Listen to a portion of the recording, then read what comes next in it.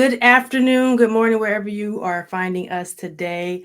I have a very special guest. I am Professor Brooke Girley, and my guest for today is Pastor Jerry Girley. If you notice the names are same, it's because that's my father.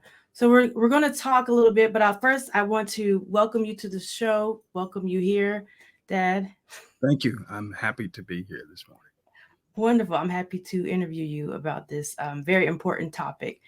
Mhm. Um, which is a very provocative topic that we'll get to get to a little later. But before, give an introduction. Who are you? Why should people care about Sometimes I you? wake up in the morning and I ask myself that question as well. Who am I? Where am I? Actually, Lord, what's going on? What's right. the purpose? Obviously, my name is Jerry Girley. I'm a pastor in Orlando, Florida, in the Orlando, Florida area. But I'm also a civil rights attorney, an advocate for civil rights, even before I became an attorney. I hope at the end of the day, people will say a friend of justice and a friend of what is right. Amen. I love that. A friend of justice and what is right. So that's who you are. Yeah, Like I said, you've written this article. yeah. Um, First of all, tell the people the title of the article because it's kind of The, provocative. yeah, the title of the article is Plantation Christianity. Now, plantation. Did you mean to be that provocative? Like, what does that even mean? Yeah, well, let's just start with plantations. I think we have a broad understanding, knowing American history, that there were slave plantations, and particularly in the South, where African slaves were brought to do uncompensated labor.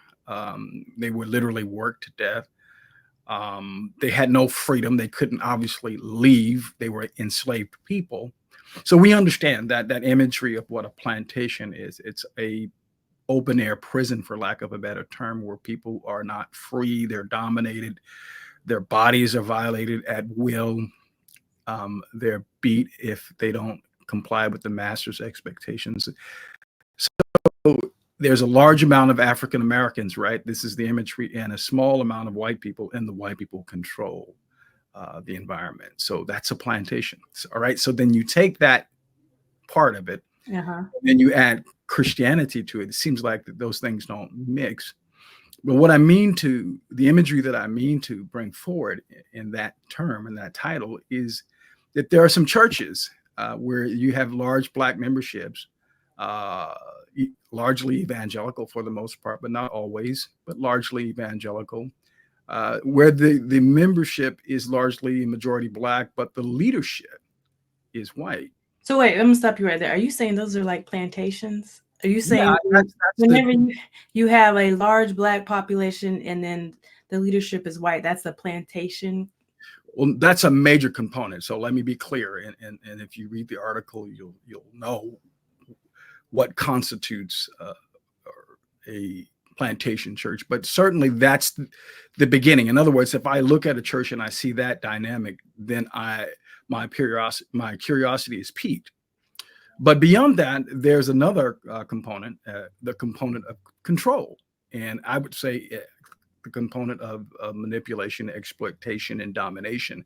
So when you have the majority Black population and the minority white leadership, coupled with white leaders telling uh, their Black members how they are to behave in the church, and not just in the church, but in the community, then I think we have a plantation church, and we have plantation Christianity being practiced. Okay, so you've told me kind of you set up how you came to the the phrase or the term plantation Christianity, but what is it exactly? So it's obviously you have large Black populations, small white populations who lead, but what does it? What is still? What does it mean? What is like? What's the theology of white or Well, plantation white Christianity? white plantation theology, if you look at it on paper, it may not differ largely from standard Christianity. Where it differs is in the social political aspects of how uh, Christianity is executed in practice. In other words, you have white Christian leaders suggesting, and in some cases insisting to their Black members, that they have to behave a certain way politically, that they have to support certain candidates, that they have to value and hold in high esteem or in a high level of importance certain political issues above all other issues. And sometimes, not always, but sometimes the issues that the white leaders are suggesting that their Black membership should embrace and should advocate for are issues that are in opposition to the issues that the community. Like for what? Give me an example. So we get down to it in terms of what prompted me to write this article was a couple of comments that were made by two high-profile white evangelical leaders who have historically had large Black memberships in their church. Donnie Swaggart in Baton Rouge, Louisiana, the son of disgraced televangelist Jimmy Swaggart. And then you have Paula White, who is a self-appointed, self-described pastor of Donald Trump. What Donnie Swaggart did about 2 weeks ago is on his national broadcast issued a rebuke to the Black church for supporting Kamala Harris. And he did it in a way to suggest that Black people were not sophisticated, not educated, not spiritually mature enough to distinguish what was in their best interest politically. So he was incensed. Some say that he did it because he's a racist. I say that his comments were profoundly disrespectful, ignorant, but born out of a lack of understanding of the history and the politics that inform and that drive Black political thought and Black political behavior. So again, I'm giving you the answer, but I think it's important. I just want to pause you there. You said some people think he's racist, but you think he's just ignorant. Isn't that can you do something that's racist out of ignorance? Like, does it matter whether or not where it's coming from? He was saying himself, he kept prefacing that statement, I'm going to be called a racist. And I'm like, well, if the shoe fits, strap it up and take a job. So it's just like, if that's what you're saying, if you recognize within yourself that what I'm saying is probably racist, then I guess it depends on your definition of racist. And for me, even though I'm coming to this provocative subject matter, I'm not quick to judge what's in a person's heart. I am more comfortable judging what's in a person's mind or the absence of what's in a person's mind.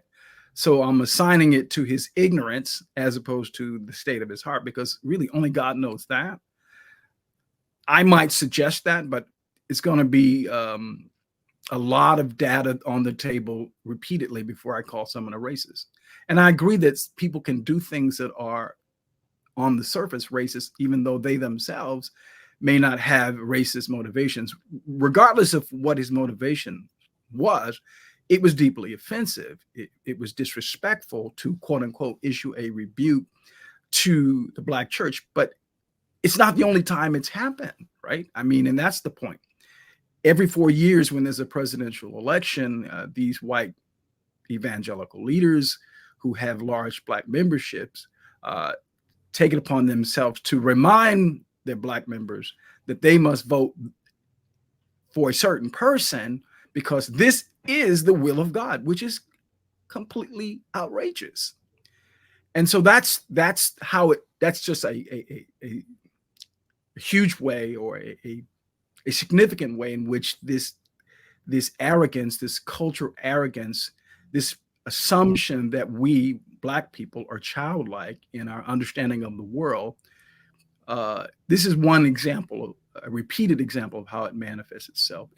But let's get further into the weeds in terms of what plantation Christianity is. It's deference to the positions and the ideas and the theological conclusions and the spiritual understanding of white people. Because after all, white people are chosen by God to oversee all other people on planet Earth, especially as it relates to spiritual matters, and particularly as it relates to Black people. So you mentioned there were two people, and you talked about Donnie Swaggart. What was it that Paula White said that sort of also sparked this need to write about plantation Christianity? Well, Paula White and I have some particular understanding and a familiarity with her because she has a church in Orlando, and that's where I am. And in fact, I have very close friends who in the past attended that church. So it's not from a theoretical position that I write and speak as it relates to Paula White. She said many things through the years, but what she said most recently is that that evangelicals and Christian Catholic conservatives are bigger than Blacks, Latinos, or Hispanics and the unions. And it was this juxtaposition as though in the world of Christian thought in the kingdom of God, there are two teams, and Blacks on the team that's opposite of Christians. That's the point that was a statement that was offensive. And she made these comments in support of Donald Trump, endorsing him as a man of integrity and suggesting that he is the only reasonable choice that true Christians have in this presidential election. And furthermore, plantation Christianity encompasses the narrow and I think ill guided or misguided thought that the kingdom of God can be helped or hindered by the election of one person, whether it be Democrat or Republican, whether in the context of this conversation, it's Donald Trump or Kamala Harris. That's nonsense. That's complete nonsense. But every 4 years, the priorities of the kingdom of God in the plantation church and in the plantation Christianity environment is reduced to who we're going to support for president and who Black people have to be reminded by their white superior leaders to support. And that's what prompted this. But shouldn't your faith inform how you vote? And so, whereas yes, ultimately God controls everything, but we have a responsibility to vote in a way that is consistent with our faith.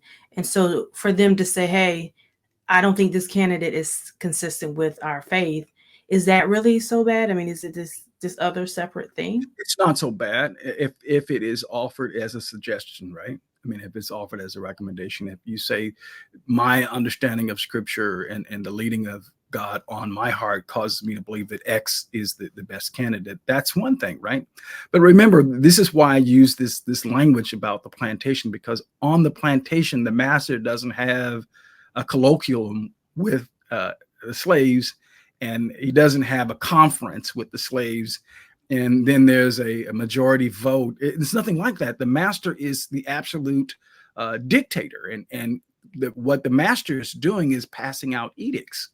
And very often in these religious settings that we're talking about, majority Black population churches or Black churches that are majority, but they are affiliated with majority white denominations, what's happening is edicts are coming down from on high, saying that if you want to be in good standings with us, and if you indirectly want to be in good standings with God, then you will do this. You will support this candidate. You will support this issue. You will vote this way. And that's what I'm pushing back against, because it's complete nonsense. So then if you're pushing back, who are you speaking to? Who's your audience for this article? Well, I'm speaking to three different groups, and I appreciate the question. Obviously, first of all, I'm speaking to Black people that are in these, and I don't mean to be offensive, but I want to say it because it's serious, that are in these plantation environments. Use your head. Think for yourself. Pray, seek God for yourself. Study the issues for yourself. I'm all with the notion that faith has to inform not just our political activity, but I think faith informs everything that we do, right? I mean, we should see the world through the lens of our faith, or in other words, that to me, and that's my primary lens that I put on when I'm trying to interpret whatever I'm doing. But so I'm saying to my fellow brothers and sisters, African American brothers and sisters, God is not a Democrat. God is not a Republican. There is no requirement from heaven. There's no mandate from heaven that you support one candidate or the other. What there is a requirement that we study to show ourselves approved, that we be wise consumers of all information, spiritual information included. So, think, use your head. God gave you a mind, use it. To not use it, to turn it off, to defer to someone else is plantation thinking, right? Okay, so that's what I'm saying to my Black brothers and sisters who are in these settings. Come on now, don't believe it. Don't go for the okie doke. But see, and I talk about this in the article. Chattel slavery ended 1865, but of course, white Southerners did not at that point turn off their desire to control Black people. They just resorted to other means, some formal. And when slavery ended formally, then we had Black codes, then we had Jim Crow, then we had what things called convict leasing, if you know African-American history. But informally, in religious settings, they simply said, this is what God requires. This is what God expects.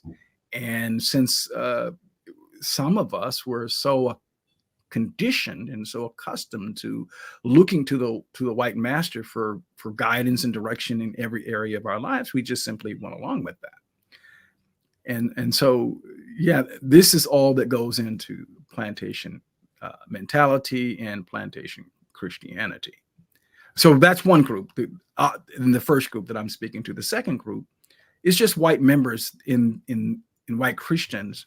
I think that if you push back and say, look, we shouldn't be in the business of dictating to anyone, Black or white, Latino or Asian, what they should do in terms of voting. And we certainly need to be very careful. Just if we're not even in the political setting, and I'm speaking now as a minister, you've got to be very, very careful when you open your mouth and say, thus saith the Lord, because God takes that very seriously, and you're going to be held accountable.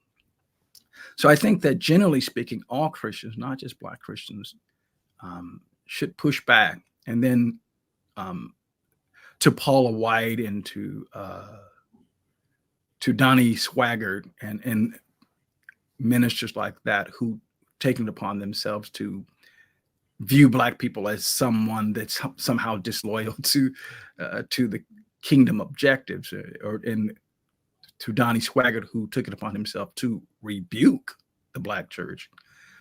I say, get a clue, go back and learn, read Black history.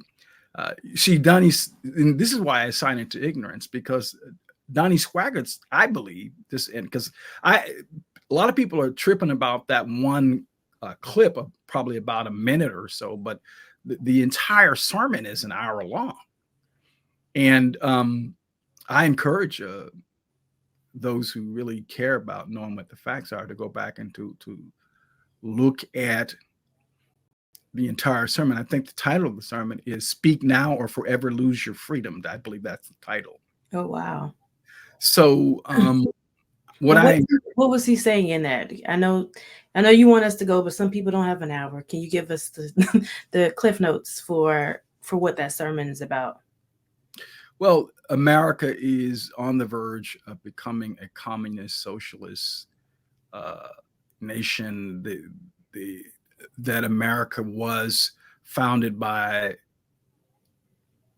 Christians whose primary goal was the pursuit of religious freedom, the things that you've been taught in school, which are not necessarily historically true. But one thing he said that's theologically, I feel, inaccurate, that I take exception with, was that America was the new Israel, that the blessings that God initially intended to bestow upon Israel have been bestowed upon the United States of America. So therefore, we are God's chosen people, and that's why we have to vote a certain way. I mean, it's quite involved. You've got to look at it. I think if you are a Christian and you have some literacy, some biblical literacy, you're going to find some theological problems with the sermon. But I'm focused on the fact that there's this ignorance here, and there's this blindness. There's this notion that Black people if they're acting a certain way politically or in the political environment, is either because they're being acted upon by the Republicans or they're being acted upon by the Democrats. In other words, there's no idea, there's no perception that Black people could have their own independent thought and therefore their own independent goals and objectives politically that they're trying to achieve in their voting behavior. That's why I say that I think it's largely ignorance, but that comes across if you listen to the entire sermon, because he does in the sermon talk about the fact that America's original sin was slavery and that blocked our blessings, but thank God we got beyond that, and that's not a problem anymore. With race is not an issue, and then of course he goes into the litany of things that most Christian evangelicals go into: abortion, same-sex marriage, things of that nature. So that's a lot. Sounds like a very involved sermon. I'm not going to give them any additional views, so thank you for the synopsis. But I wanted to go back. You said that you're trying to reach Paula White and Donnie and those like people like that. Do you really think you can reach them with an article like that they're actually going to be receptive? I feel like they think that they know what it is, the history. They have a view, an idea on what is right, who should be in authority, what they're talking about. Do you really think that this article, especially when you're calling them something like Plantation Christianity, that's going to be offensive? Do you think they're really going to be receptive to that? No, so let me clarify my statement here. When I say reach them, I don't mean convert them, right?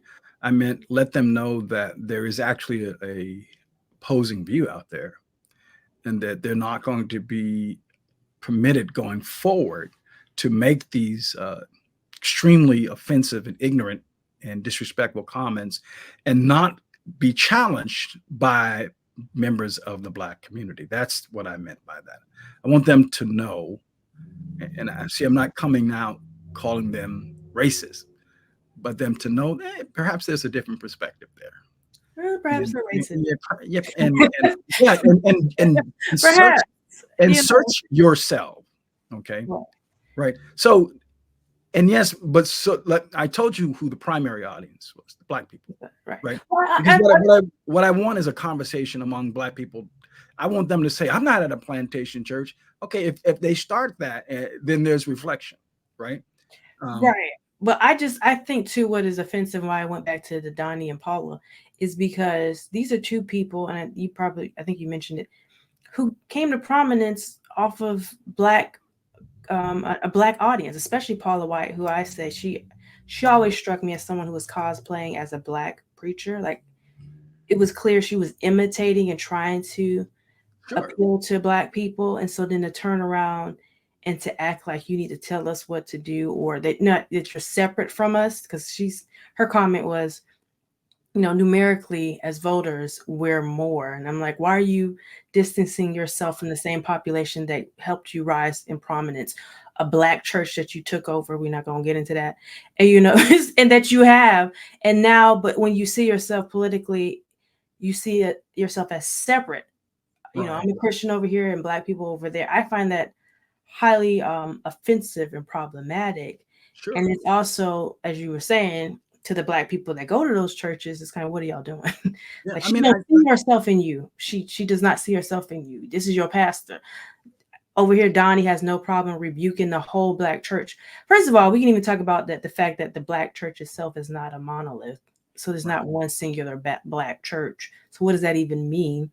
Mm-hmm. But to group us all in, again, this is, both of them are pitting themselves against us as Blacks, as if we can't be involved in a part of what it means to be genuinely Christian. Or well, let's be clear about one thing, because I want to be balanced.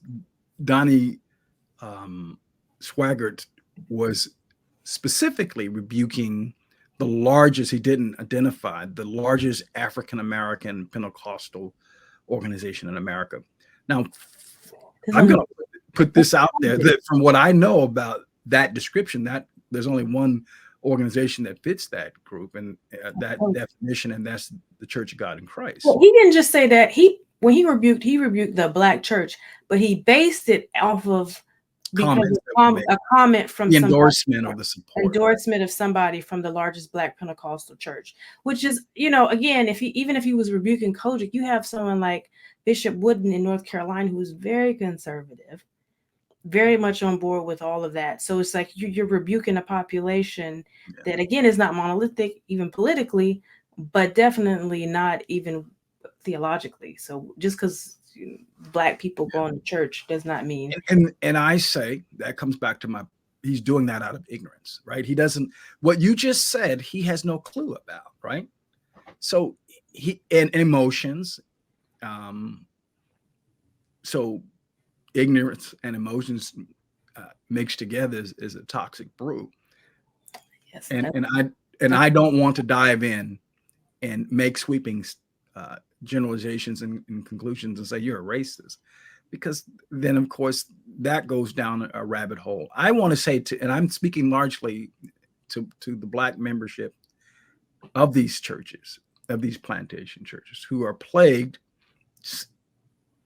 by plantation mentality, who are conditioned to reject the leadership and the priorities and the issues that confront our community, to put them on the sidelines and to pursue it sometimes issues that really don't, for the most part, largely impact us. Right. So that's the concern here, that we decide what's important to us as a community. Right. And I understand not wanting to call people racist, because that's a harsh critique. Yeah, it is. At the same time, I'm not going to say you're not racist. You could be. It's also a point of like self-reflection for everybody. Not that I think that your Paula Whites and Donnie Swaggarts are going to do that, because they think they're coming from God, thus saith the Lord. But it really is. I'm not saying you're racist, but I'm not saying that. So you need to figure that out. But I'm saying you're acting racist. You may not be a racist, but what you're saying is very offensive, and it is racist. So do the reflection. Okay, I'm sorry. I want to just make one statement before the thought leaves my mind. The way that Donnie Swaggart and Paula White will respond is if their Black membership and their Black supporters begin to exit their organization with their money too. Right. That's the key. It's sad to say, but isn't that like a large consideration, if not the primary consideration? Oh yeah, definitely for Paula in Florida. But I think if that money starts walking, televangelists in general, I mean, it's so sad that in many instances people come to the church for help, and the leadership sees those individuals as people that they can help themselves to. Help is in the sentence, but in one case someone is trying to lift people up, in the other case someone is trying to exploit and take from. And unfortunately, the latter happens in a lot of religious settings. And it's not just limited to white evangelicals, but I'm speaking about it because it's so in your face at this moment as we rapidly approach the presidential election. Yeah, no, it is. It's really offensive. But I wanted to get back to a point even this notion of plantation Christianity. So on the one hand, I understand you're saying because the white men or the predominantly white leadership with a predominantly Black congregation, that dynamic. But when I hear that, I also hear for the critique of people who say, see, Christianity is the white man's religion. That's why y'all yeah. That kind of like labeling it plantation Christianity gives credence to that notion that Christianity is the white man. That's why they think that they can, have a dynamic. So let me speak to that. So that's why the way that I'm saying it is that it's a particular species of Christianity, an aberrant form of Christianity.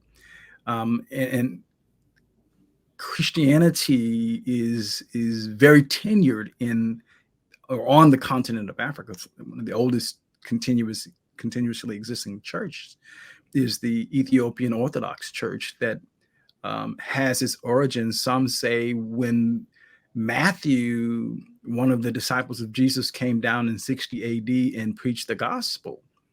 And at the latest point, it had its origins when the Ethiopian, or actually at that time the empire was called Aksum, when Izana, who was the emperor or the king of Aksum, converted to Christianity in 333 AD. He established Christianity as the state religion, and was the earliest nation or empire in the world to do so.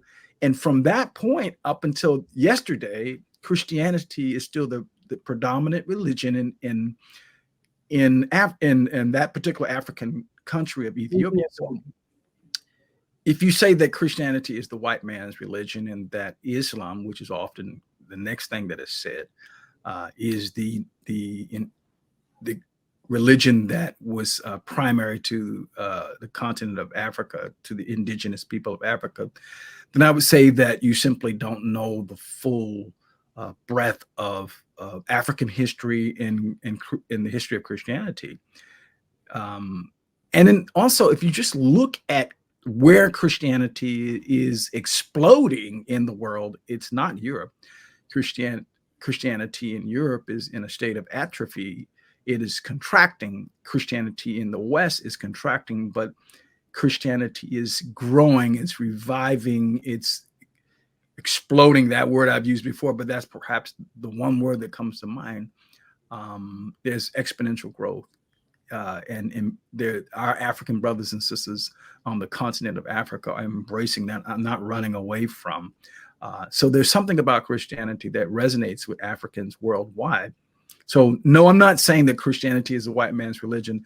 I'm saying that in any religion, and throughout time immemorial, even Islam, or we're talking about Buddhism or Hinduism, you've had bad actors. You've had people come in and use religion as a tool of controlling and manipulating people. Christianity has not been exempt from that.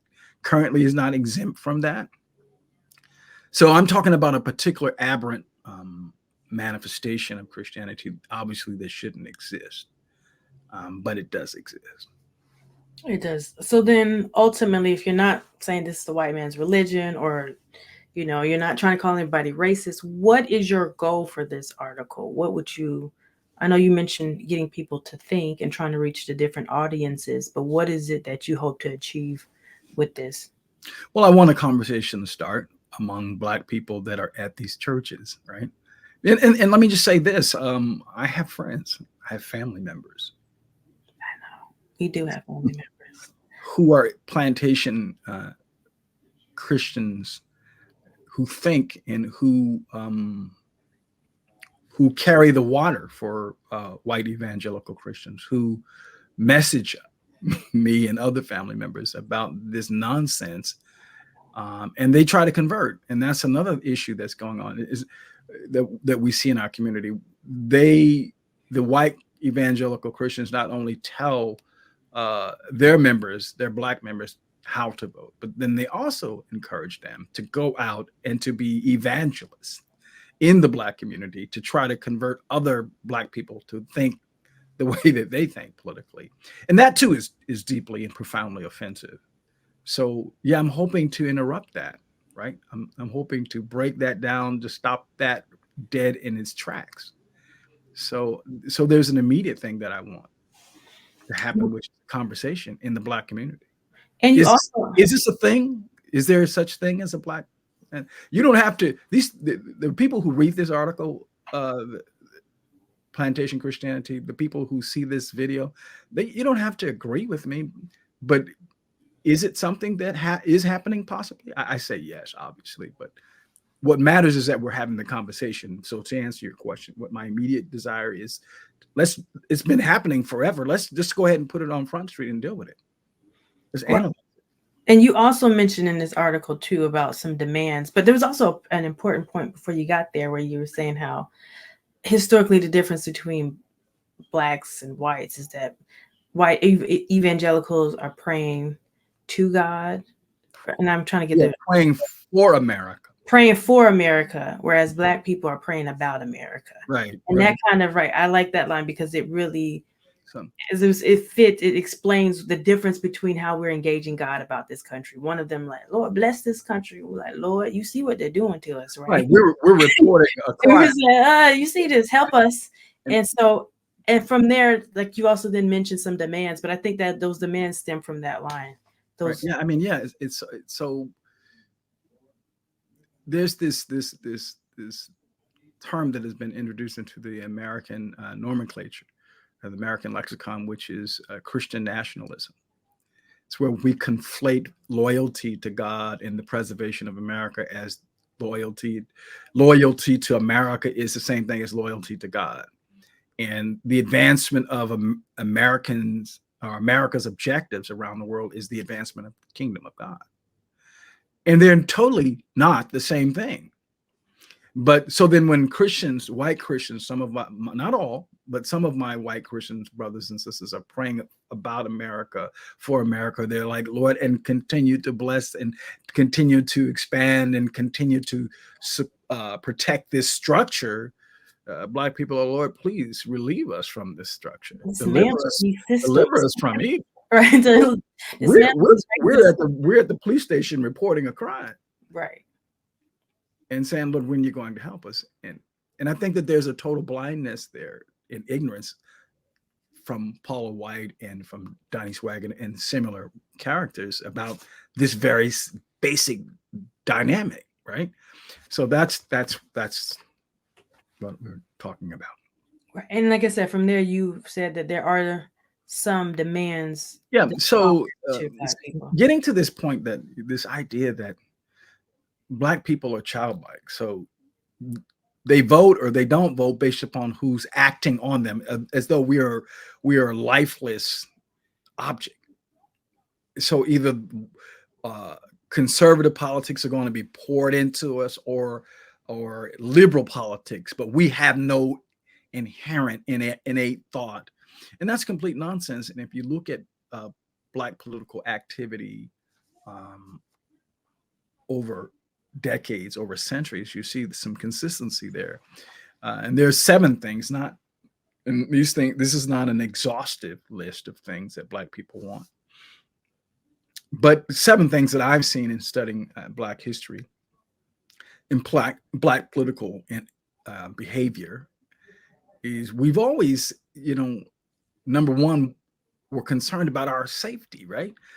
Our right to exist, to draw breath on planet Earth, not to be menaced by a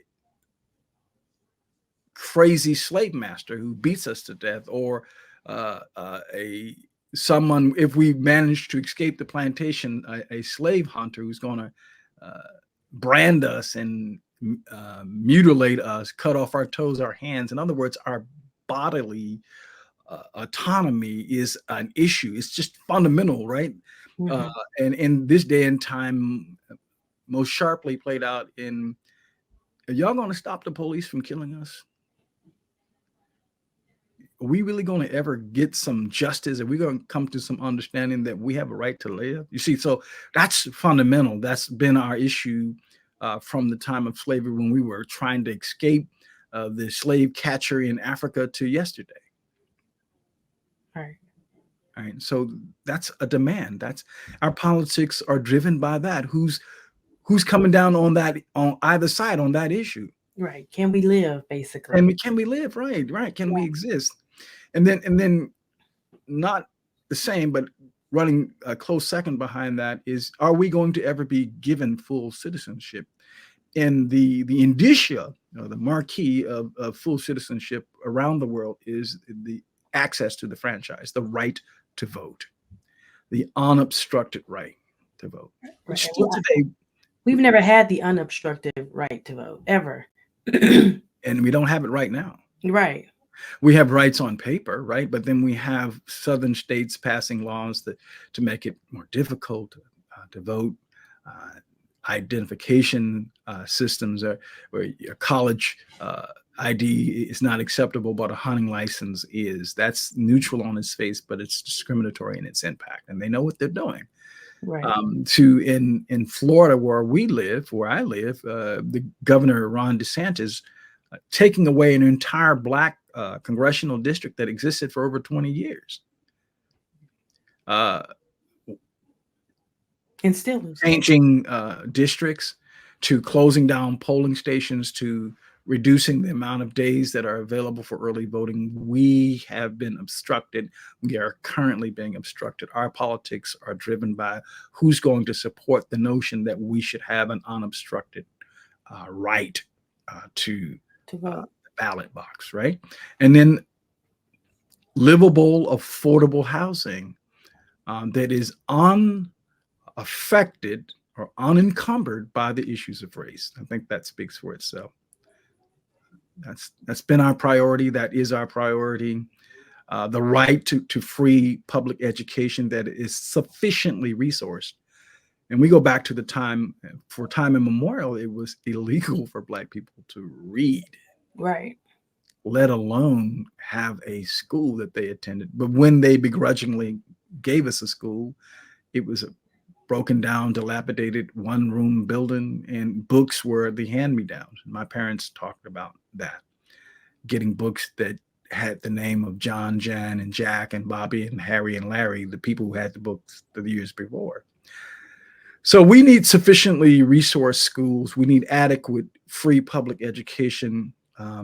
We need up-to-date technology. We need teachers who are competent and who care about our students. And we need curriculum that taps into our children's potential and challenges them and develops them intellectually. We also need equal standing. What do you mean by that? In the courts of law. It means that when we bring our controversies, that they will not be short-circuited through what is called motions or and I have much I could say, but I don't need another 30. So yeah, but I'm speaking in general, right? We need to. No, I was speaking in general, but I do think, yes, you have a lot of these motions that circumvent our constitutional rights to a trial, jury trial. And it just seems to be these motions, especially when we bring civil rights suits. Right. They are, especially in the South, they are kicked out on these motions, not on the substance. Well, the motions are supposed to go to the substance, but really it's like, you have a right to a jury trial. Let a jury decide this matter, not a judge, not a single judge on a motion. It's really, it's offensive. Right. So we need equal standing. And then when we, as all other human beings, because of our behavior, run afoul of society's norms and expectations, we need humane and restorative justice applied to us, like all other people, right? And we need to be able to serve on juries. Right. So that's a two-way thing, though. Like, tell us, what do you mean by that?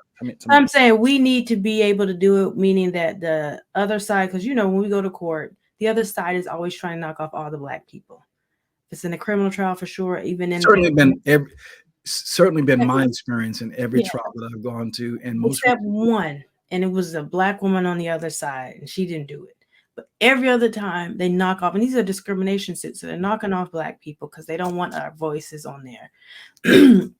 Because they know that that's going to put in a different perspective that's needed. And so they want to have,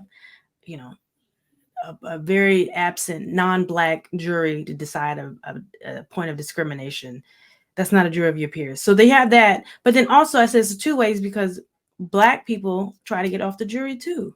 Yes. So you come in there and we try to get ourselves kicked off because we want to do this. We can't be bothered. And it's like, you can't be upset at a verdict like what happened with George Zimmerman. But then every time you have a chance to go serve on a jury, you try to get out.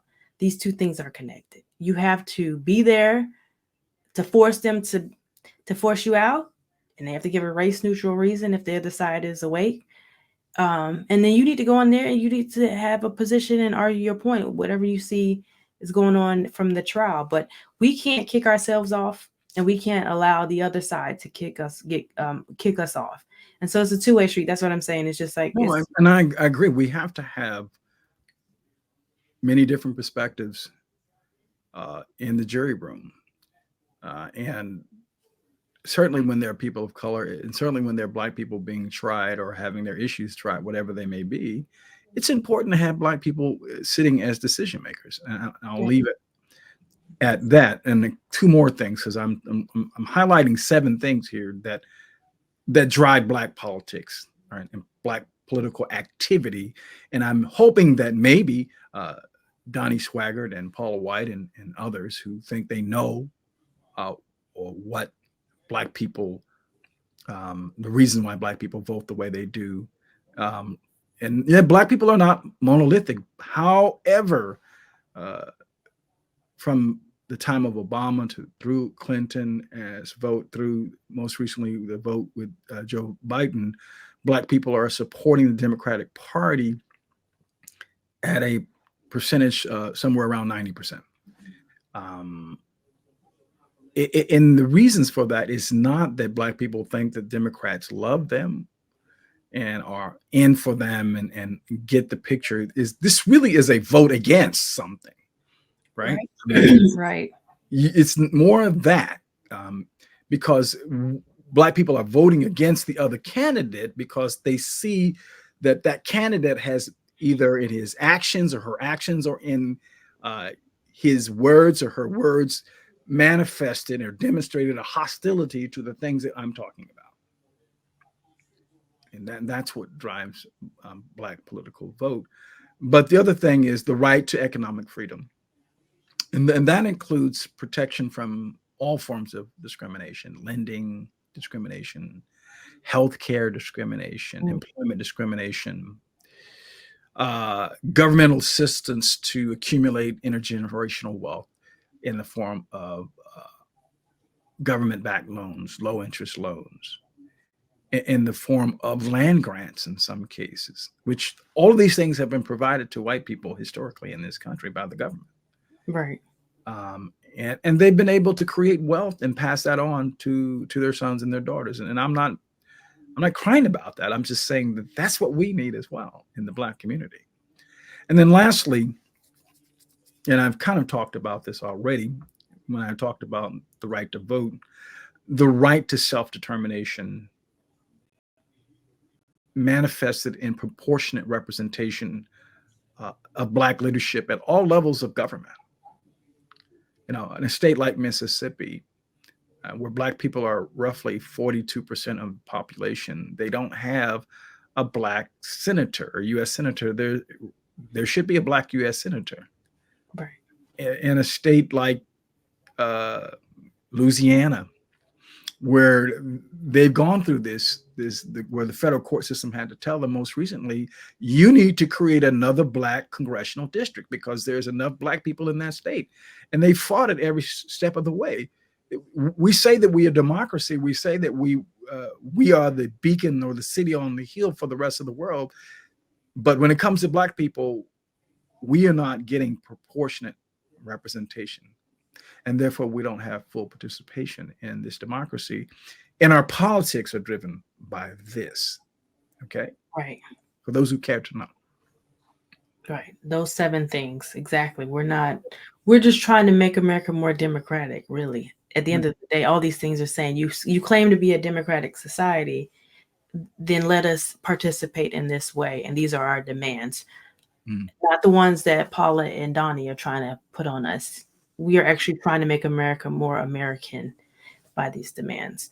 As we close, is there anything else? I know you mentioned what you ultimately hoped.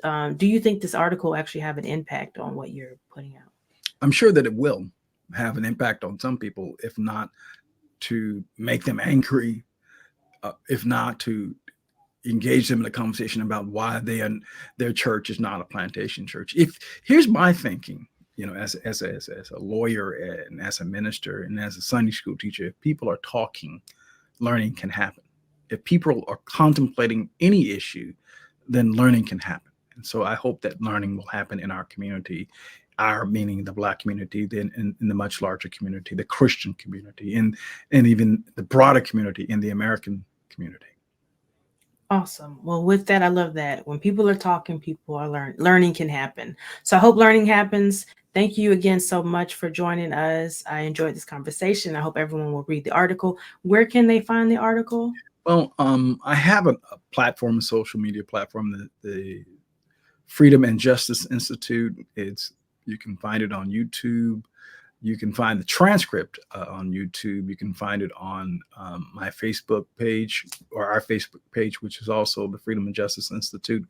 We're going to send it out for publication in a couple of the Black weeklies in some of the major cities, and hopefully they will also publish the article. There's a local publication in Orlando called the Community Steeple. We certainly will publish it there. So just look for it. Just Google it. Hopefully you'll find it in different places. All right.